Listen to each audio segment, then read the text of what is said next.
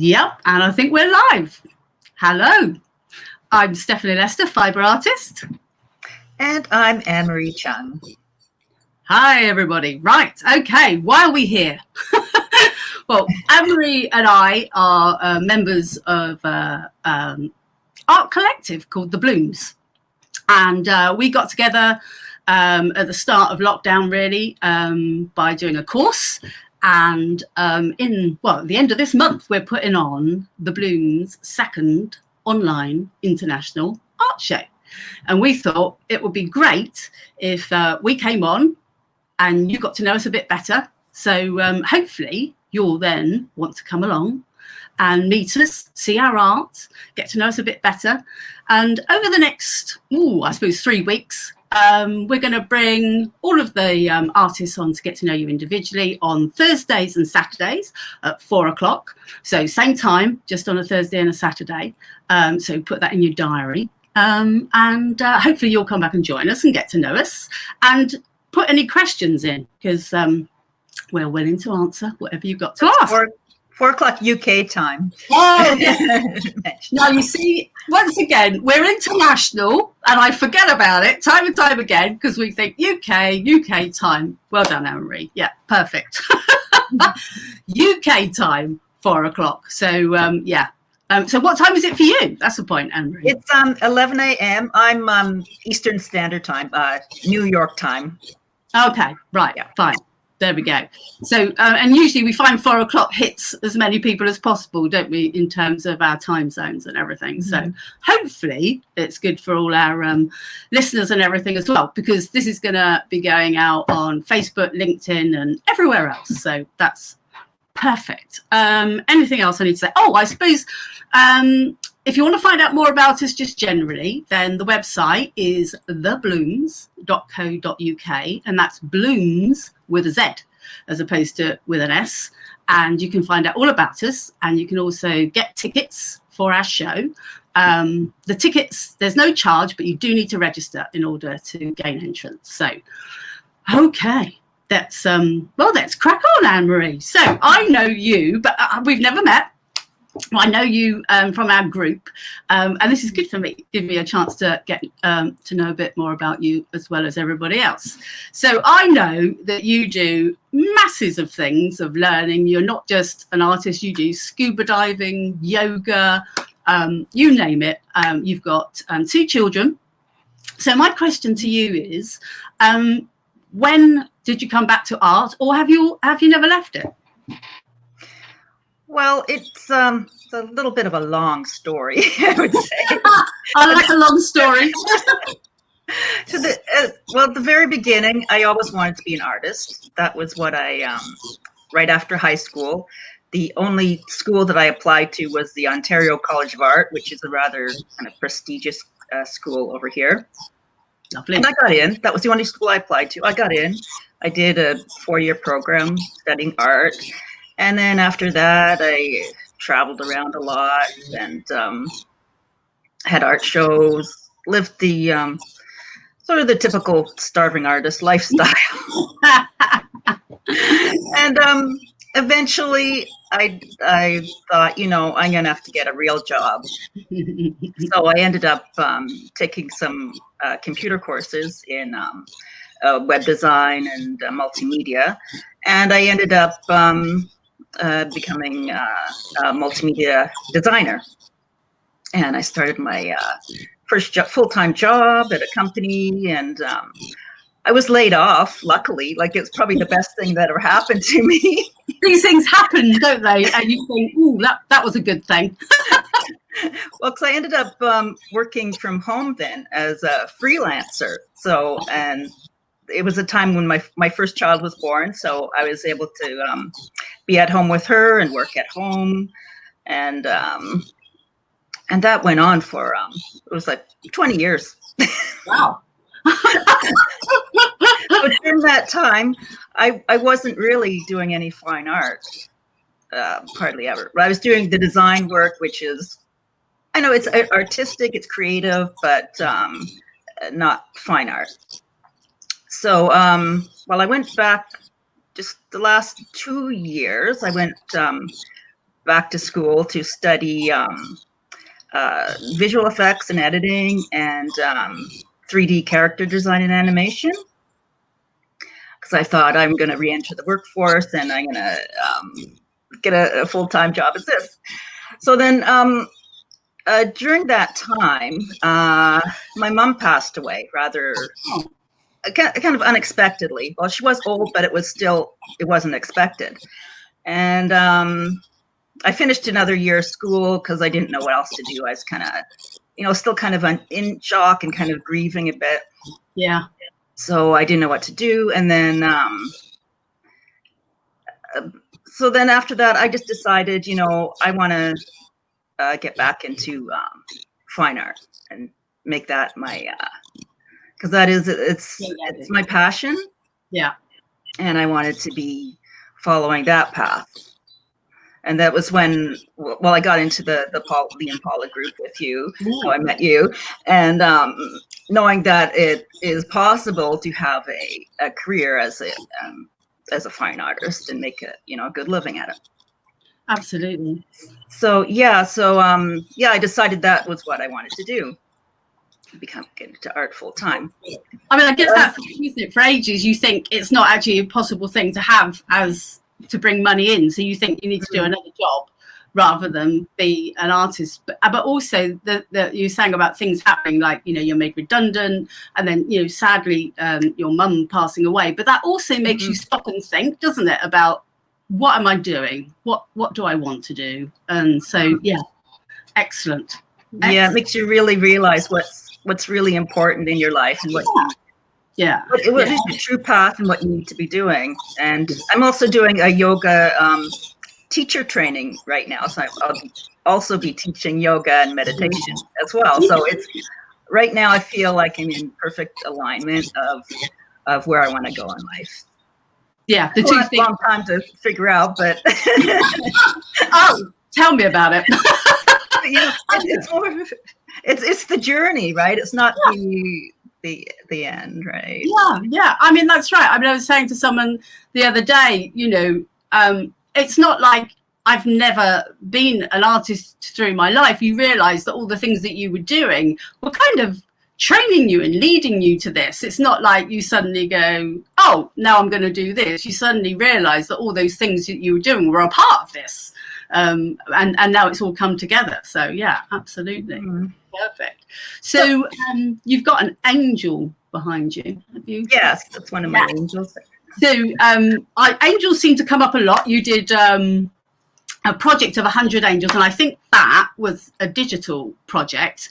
And you've got an angel collection at the moment, and you've also got an angel book coming out soon. So is this the way that you're heading now, or is this just that's what's now and then it might all change? How's it going with that side of things?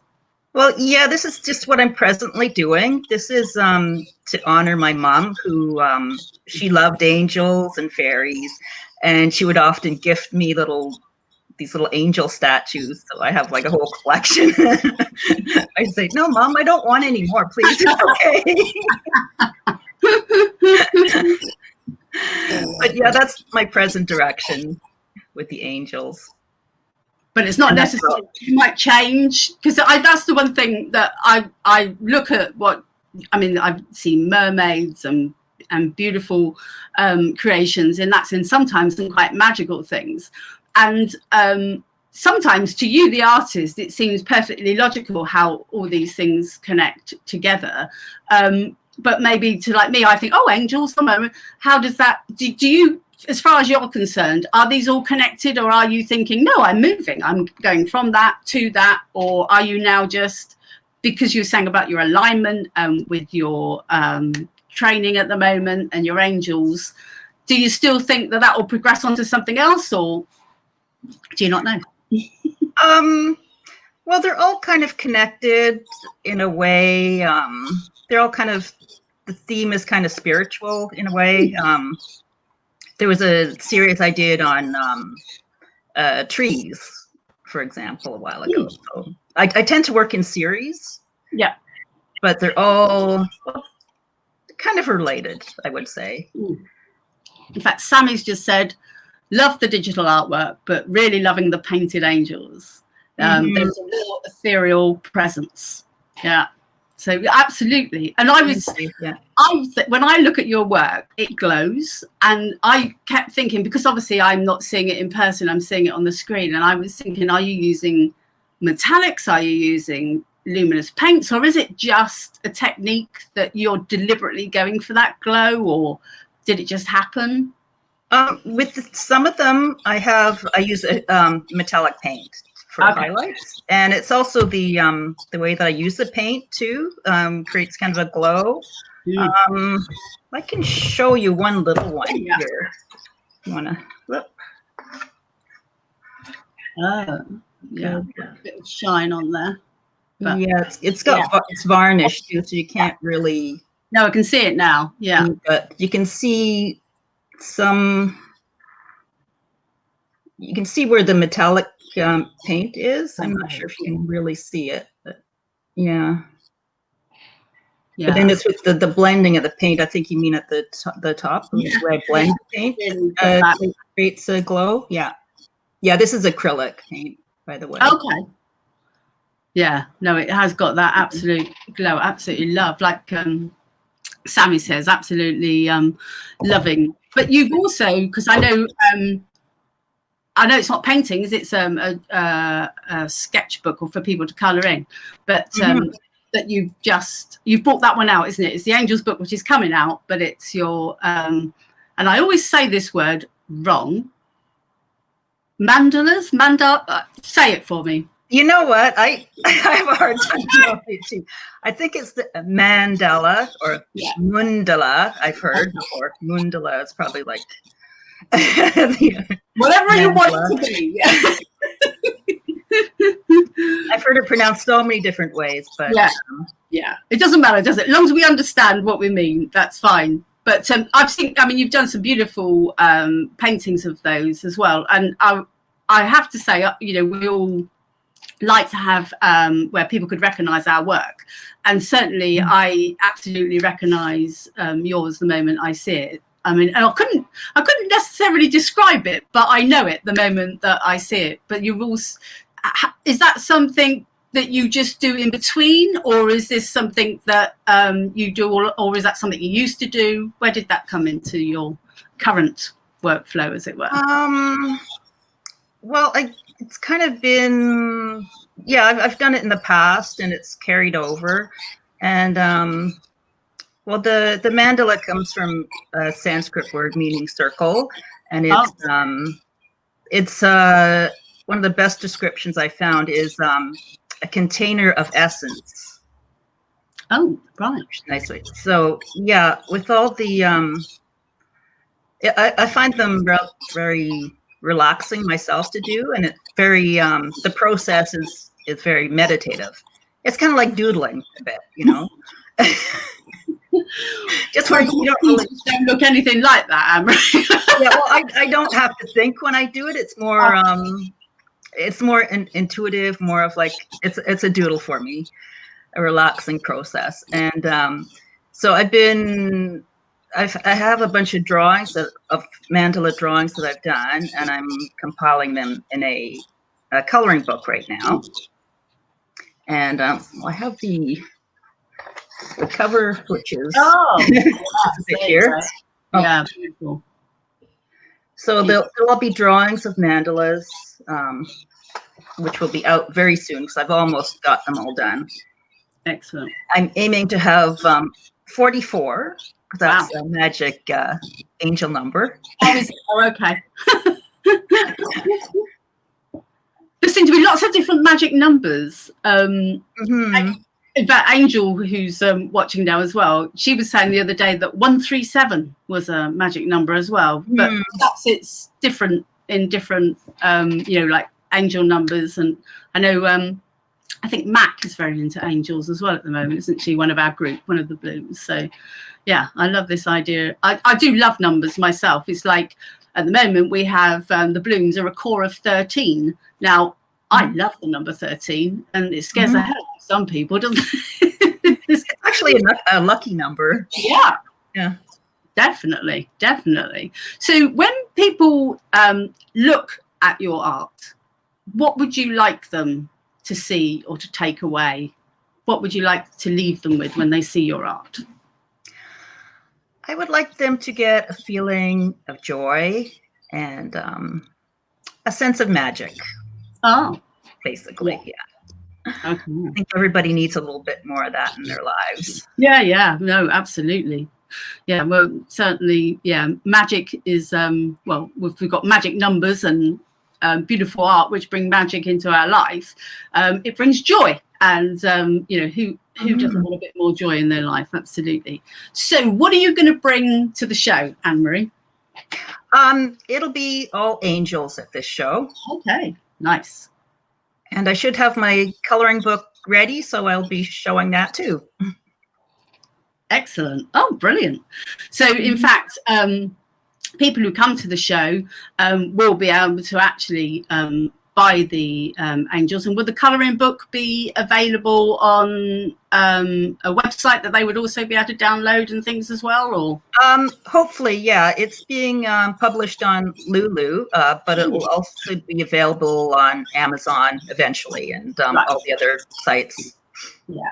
So that's nice and easy for everybody, because you're in Canada, but wherever anybody is, I know I bought a book the other day via Lulu, and the person was in New Zealand. So, you know, nice and easy to do, isn't it? Exactly. Yeah.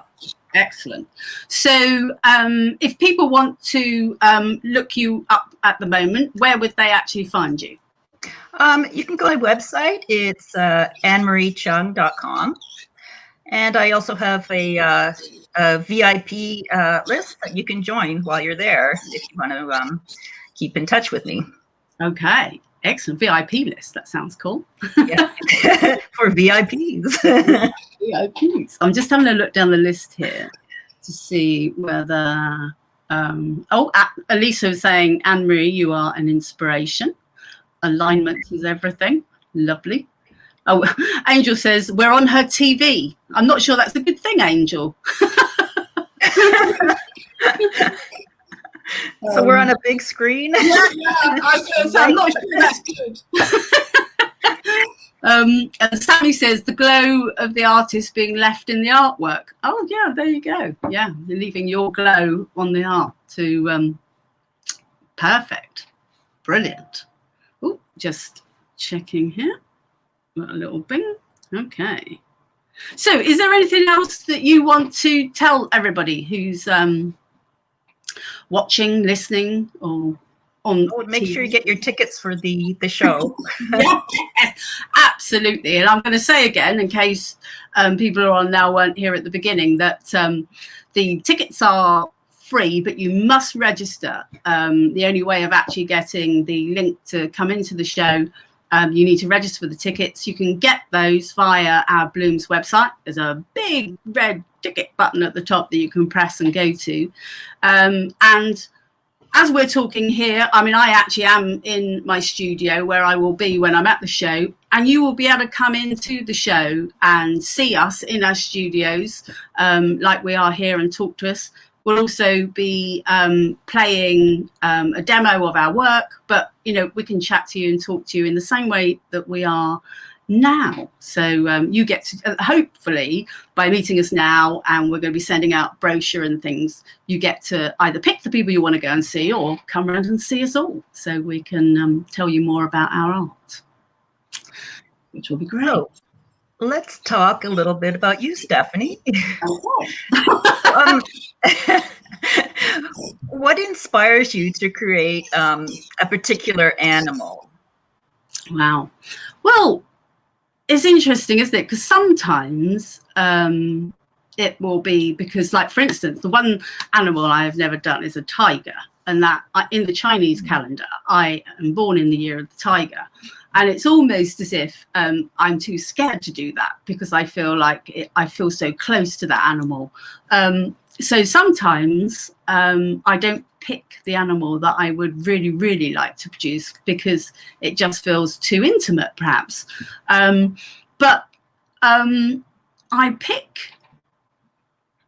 pick things that either I've always wanted to do. Now, my last commission, which was a hummingbird, I had been wanting to do, and I'd been playing around with ideas of how to do it. So then when I was finally asked to do it, it was an absolute joy to do. But then I'm at the moment in the middle of a lion. And that is just because I suppose I just look at certain animals and think there's something about you that I want to capture. And it changes obviously because we're all changing how we feel emotionally and everything at the time. So it can take me quite some time to do a sculpture. So sometimes I just don't feel, I suppose, in tune with that particular animal. So I leave it and then I come back to it. But there's no one thing other than the only connection between what I do is me and my thoughts and my emotions at that moment in time. But to be truthful, I love all animals. I can't think of an animal that I wouldn't want to do, really. So yeah, it's I don't really know, I suppose, is the answer to that question. Why do I pick one particular? I mean, once I get going on one, you know, I'm all in. But yeah, why I picked one. But I suppose there will come a day where someone asks me to do something as a commission and I'm not able to do it because I don't feel in tune enough to do it. But yeah. Yeah, that hummingbird is absolutely gorgeous. Thank you. Yeah, I love doing it. And I heard that you use non-wool fibers for that one. Yeah. So obviously a hummingbird has that translucentness about the feathers, and to try and recapture that, wool can be quite dull. There are some merino wools which are fairly shiny, but to get that shininess, I had to go and use some rose fibers, which automatically have that shimmer on it. And also in the wings, because they had to be obviously incredibly thin, I used actually silk. But rose and bamboo were what I actually used in a lot of the body to get that. It's all about the effect, I suppose, really. And then somebody said to me the other day that obviously there are an awful lot of people who don't like the idea of using wool because they're either vegetarians or vegan, and so, you know, their lifestyle means they don't want. So you think, well, actually there's masses. And I just recently bought from my supplier some recycled plastic which looks just like wool, and for the core, not for the outside, but just obviously I always felt wool really solidly in the center and then make it pretty with all the lovely fibers. And I was using this recycled plastic, and my God, it felt solid. And I thought, wow, you know, you're going to have to be really careful not to actually do that too much, because otherwise it's like not going to be able to get anything in it. But brilliant, recycled plastic. I mean, that just with all our recycling and that kind of genre, you think, yeah, that's got huge possibilities. So I'm quite excited about using that. Yeah. I've never heard of rose fibers before. Oh. Is it made from like the whole part of the rose, or? I think it's the stem of the rose. Because you know, the bamboo fibers is from the stem of the bamboo, and you get nettles, and I'm trying to think all the other. But it's interesting how they're all so shiny in comparison to the animal wool, which is, you know, quite dull really. But I don't know the process they absolutely go through. But most of the shops that I get my fibers from are also shops which cater to the weaving side of things, where people have always used many different fibers in the weaving. But because obviously naturally felting is wool, I mean, because the whole process is that wool, if you put it under a microscope, has actually got scales on it, and your barbed needle, that's what helps them felt together. And even in wet felting, I always describe it as if you put your jumper in the washing machine too hot, and it goes to, that's the scales which have locked together and not pulling back out. But on things like even merino wool, they're actually quite soft, so they've got a lot less scales, or sort of almost less jagged scales, so it's a harder process to felt, obviously, because it's like mixing up all the fibers. Well, that's the same then if you use rose fibers and everything, so it just takes a bit longer, but you just get all these different effects. It's just, you know, you just I always think of wool as my paint, and it's like, you know, all these new paints coming your way. and then you can dye them, so Mm. color, which is grand. Yeah, felting is kind of an old process, isn't it? Do you know when it first originated? This is the thing. Wet felting's been around since the Egyptian times. So it goes back way back when. But needle felting has obviously only been around since the industrial process, because the needles that we use are actually the needles out of the industrial machines, which used to be in beds and would go down onto the wall, make the flat wall that we get and that we cut out. So I think the first patent for one of those machines was like in the 1830s, but the actual using it for sculpting like we do now is only since like the 1980s. And it was a mistake where a group of people went round one of the industrial machines plants, and they said, oh, do you want to take some needles back with you? And they started playing around with it. So it's an incredibly young art form from that point of view, of using it for sculpting. But wet felting, been around for donkey's years. Mm-hmm. Yeah, I've seen felting work before, but I haven't seen it to as much detail as you put in. Like, you're incredible detail. Thank you. I mean, there are when I very first saw needle felting, I saw a sculpture of a fox that I thought, and it said underneath, sculpture, and I thought that must be a mistake because I can't even imagine what that's been made of. And I always thought of sculpting as, from clay and things like that. And then I looked into it and found it was this thing called needle felting. And there are, and in fact, there's about 2 or 3 Japanese artists. We've got 2 or 3 over here who do it to the level that I do, but they're sort of famous in the needle felting community, but nowhere else. Exactly. Yeah, I haven't seen it. And I think that's like one of my things. And with the Bloomz, it's like for all of us, not just for felting, but to get people to know about our art forms, because it's the only way, isn't it? We have these great communities going, well, we all think we're marvelous, but no one knows about us.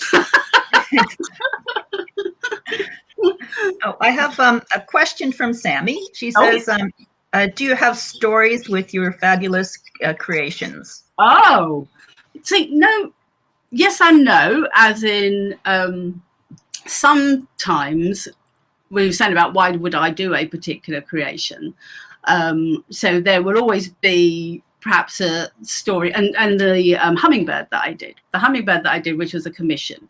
And the wonderful story behind that is that a friend of mine, his very good friend died, and he believes that the hummingbirds which come into his garden and feed are his friend coming back to see him. And I think in this country, in the UK, we often think a robin is someone coming and visiting us, and where he is, it's hummingbirds. And so he sees that as a hummingbird. So then they asked me, and I did know this lady, this lovely lady. And so then when they asked me to actually needle felt the commission of the hummingbird, it was delightful because I not only knew the person it was going to, I knew the person it was representing, and I knew the person who were buying it. So it was this lovely creation, and I imagined them all, and the joy that we'd had when we met when I was making it. So it felt like such a joyous creation.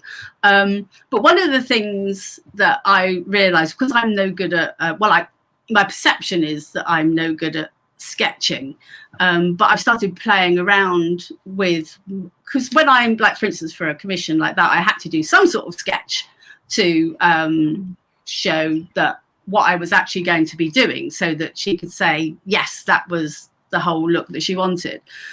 But I thought I need to do something a bit more, because I know in fact Sammy, who asked the question, she's a wonderful abstract painter, and she does like pre-work which then goes into the bigger pieces. And I thought, yeah, I guess I need to think that through a bit more, because I do have those thoughts in my head. It would be quite good to put those down on paper. So rather than having a story, I'm a bit of a process girl, to be honest. And so I then look into, like for instance, the line I'm doing at the moment, is it about the lion, and you look up about the lion and all the different types of lion and the issues that they have. So it's like it's this whole story of what I've learnt about. So I think that kind of part I should probably put it down so that I can actually share that this is all of the thoughts and everything that I've gone through that's actually gone into the creation. So not stories as such, but perhaps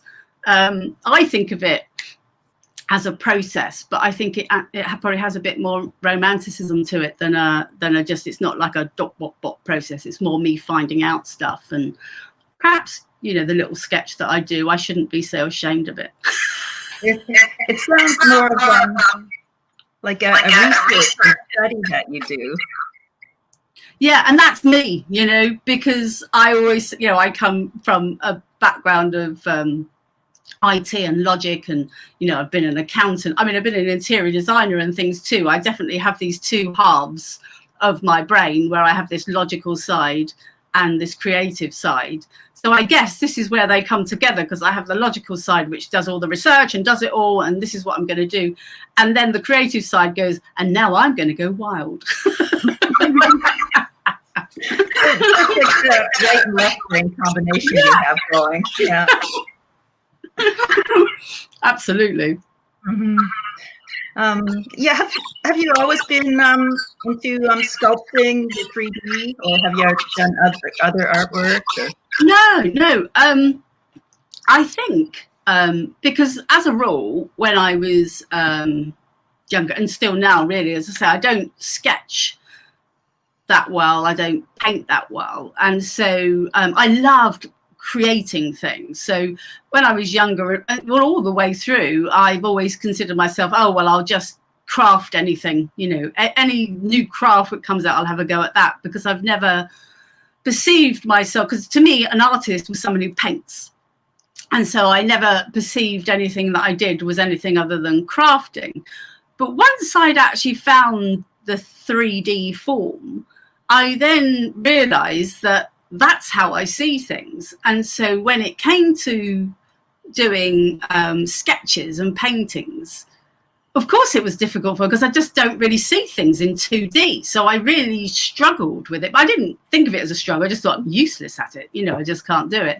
But now that I'm doing 3D, and you think, oh, and like my friend who asked me to do the hummingbird, she said, so do you just take 2D things and turn them into 3D? And you think, yeah, I suppose I do, really. I just take the pictures and I turn them into 3D. And I don't think anything about that, because to me that's natural.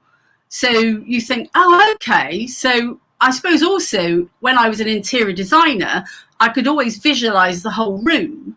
And I used to have to generate IT things, so that, you know, computer graphics, so that people could then visualize what their room would actually look like. In fact, it's the, you know, the Second Life program which exists app. I went into that and create a whole persona, just so that I could use all the graphical interfaces to show people what their rooms would look like.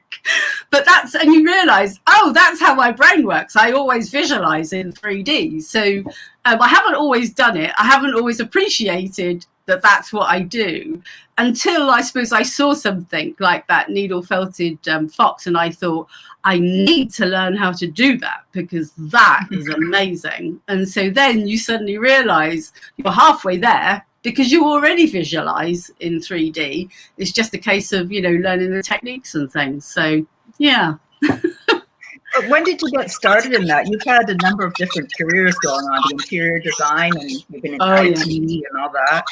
Oh, yeah. When did you start, and why? Yeah, so it was 3.5 years ago.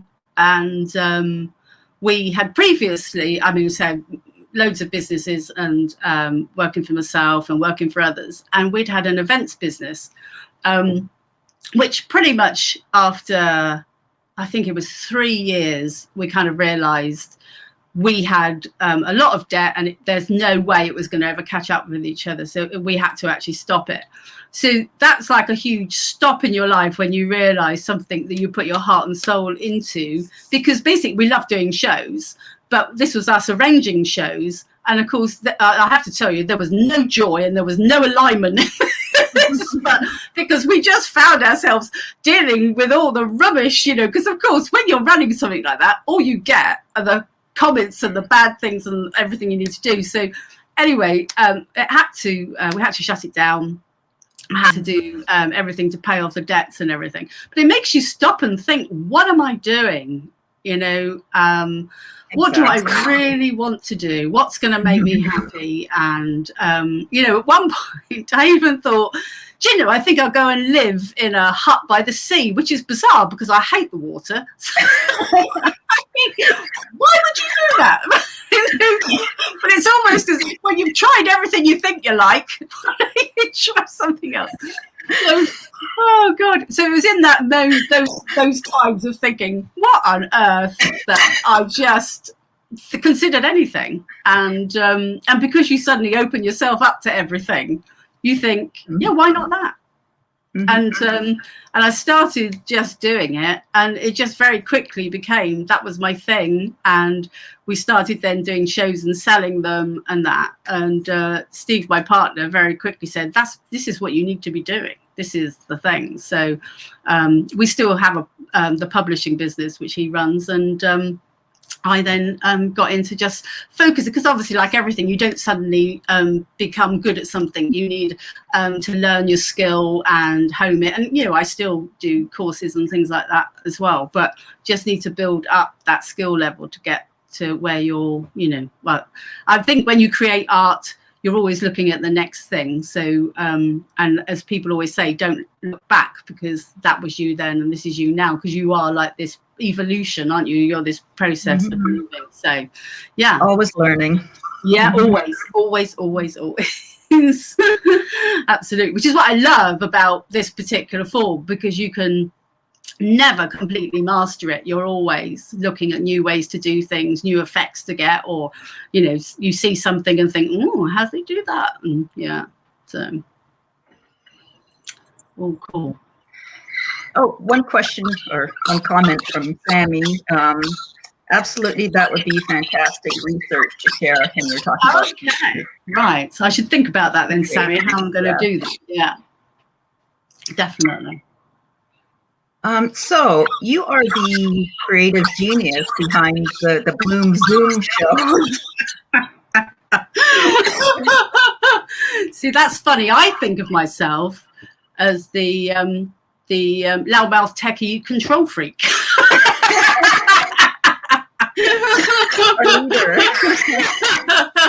Just a different view of it, yeah. So what do you see happening in the future with the Bloomz? Wow. Well, it's such an innovative way of doing what we're doing, actually taking art to people, that it's got to, like everything, be a slow build for people to come into our world. But the way I see it is that the reason we're doing this is because obviously we want to, as we've said, share our art and what we do with the rest of the world. But equally, we want to find our collectors and people who like our stuff, so that they're looking for us, we're looking for them. This is a lovely way to actually mix it. And at the moment, as we say, the tickets are free because we want to get as many people to come and see us. But once this way of doing it, this show gets out there and more people come, the way I see it is there's going to be waiting lists, and we're going to need to start getting some guest artists, because we're always going to be the Bloomz. It's always going to be us, but we will invite guest artists to come in just to fill in some gaps or add some extra. But the way I would see it is that then at a later date, we will, the reason we will have to do something like charge for tickets is just because anything, if you give them free, people will not turn up because they weren't invested in it. I'm not talking a lot of money, but I'm just thinking even if you've paid £5 for something, you're a bit more invested in it than if you've paid nothing. So you're actually going to turn up. And so I think we're going to have waiting lists. I think it's going to be one of these things where, because we launch our collections at these 3 shows in the year, I just think we're going to be selling out of our tickets be it free sellout or so just no more tickets available. Once one show's over, I think the next one's going to be full, because it's I absolutely think I mean, if I wasn't an artist, I'd want to be in there coming to see everybody and meet, because all of the things, in fact, I wrote some of the things down that people were saying after the last event. It was such a success, and they were saying things like it was an intimate setting, that they, you know, you sort of think, how weird is that? That on a computer, you could feel like you were involved intimately. But of course, people are actually coming in and seeing our studios, and all over the world. I mean, where could you go and see international artists actually in their studios in one collection, in one art show? So yeah, it was intimate, that they felt like they had this personal look around, non-pressurized and friendly. So you just think it's a no-brainer that we think people would want to come, but like everything, it's just got to grow gradually, because what we don't want is to have this a show where there's 100 artists, people come along, could never actually get a chance to go around to see it. We want it to be intimate. We want people to want to come and see us. We would love to find our collectors, but if someone just wants to come and talk to me about needle felting, or you about your angels, you know, or Julia about her, you know, encaustic wax, that's great too, because we're actually doing that bit, which is we're getting people to know. But I think this is going to be the way of doing art shows, even when the pandemic is over, because it's a win-win. It's not about it's not about us or the collectors getting something more than anybody else. This is a win-win. It's artists and collectors coming together. Sammy says, I best tidy up my studio. Yes. Well, you only have to tidy up a bit of it, like me, you know, just this bit. You don't need to see back. It's Renata who shows everyone around her whole studio. I know, yeah. So, what are you going to be showing at the show? Yeah. So my until now, I've been pretty much focusing on the absolute realism. So, you know, getting the exact colours of nature. My thing is that I'm sculpting a moment in the life of. It's not just a sculpture. It's that, hopefully capture that emotion of that moment of that living being. But the way I see animals is I see them as colourful, and, you know, obviously when they're in their environment, they're camouflaged. But like us, they have souls and personalities, and I think, and I see those, and I see them as colour. So my new range that I'm bringing out and will be showing in January is my interpretation of the animals. It will still have that fine detail, but it will be colourful, how I see the colours of those animals. So nice. Yeah. And I don't love know colour. Yeah, exactly. And the great thing is, I don't know what they're going to look like either. Beautiful. That's going to be exciting. Yeah. Yes. So I'm excited about it. Yeah. So how can people get in touch with you? Okay. So I have my website, which is stephanie-lester.co.uk. And that's Lester, L-E-S-T-E-R. I have my Facebook page, which is Stephanie Lester Artist, and Instagram and LinkedIn. But we'll put all of our links below so that everyone can click through to them too. And we'll be sharing this around, hopefully, all the different social medias and everything that exist. Spreading ourselves wide. Yeah. Okay, right. So I think we are, just looking at my little list, I think we're done, aren't we, Anne-Marie? Did you have anything else? I think so. That was all I had. Yeah, excellent. Well, hopefully everybody feels like they've got to know us a bit better. And as I say, we've got another couple of artists coming up on Saturday at 4 o'clock UK time, and then the following Thursday and Saturday, etc. But in the meantime, if you want to find out about us, then go to the Bloomz with a z.co.uk, and you can get your tickets there as well. So, and we look forward to welcoming you at the Bloomz Art Show. Okay, so goodbye, everybody. Thank you very much. It's been fun, Stephanie. It's been great. Excellent, Anne-Marie. Bye-bye. Have a great day.